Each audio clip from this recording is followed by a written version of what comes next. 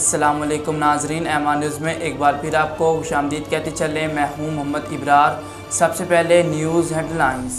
वज़ीर-ए-आज़म इमरान खान के ख़िलाफ़ तहरीक अदम एतमाद 174 वोट के साथ कामयाब हो गई, जिसके बाद वो तहरीक अदम एतमाद से घर जाने वाले पहले वज़ीर-ए-आज़म बन गए।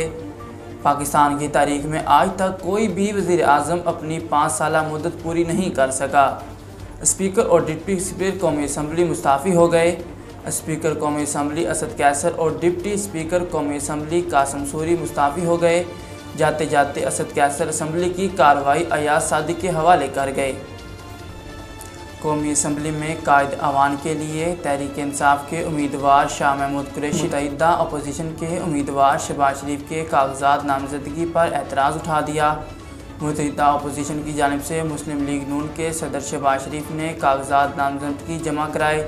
शहबाज शरीफ के हमरा ख्वाजा आसिफ और दीगर मौजूद थे। शहबाज शरीफ के तजवीज़ गुंदा आसिफ जरदारी और ताईद गुंदा बिलाल भुट्टो जरदारी हैं।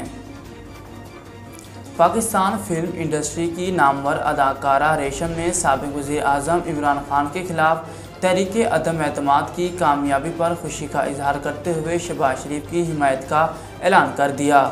रेशम ने इंस्टाग्राम पर मुल्क की सियासी सूरत हाल पर अपना रद्द अमल देते हुए एक वीडियो अपलोड की, जिसके कैप्शन में उन्होंने लिखा कि पूरी कौम को ढेरों मुबारकबाद। एक बाप ख़त्म हुआ, उम्मीद है नया बाप सुनहरा और ताबनाक होगा। भारतीय जूनियर वुमेंस हॉकी टीम की खिलाड़ी मुमताज़ ने women's junior hockey world cup में अपने परफॉर्मेंस से तहलका मचा दिया।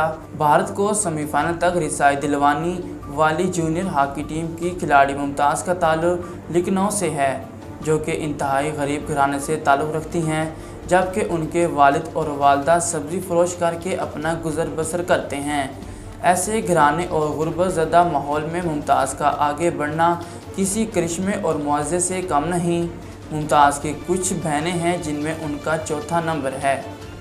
नाजरीन, अब तक के लिए इतना ही। मज़ीद खबरों और तफसीलात के लिए हमारे चैनल को सब्सक्राइब कीजिए और हमारे फेसबुक पेज को फॉलो कीजिए।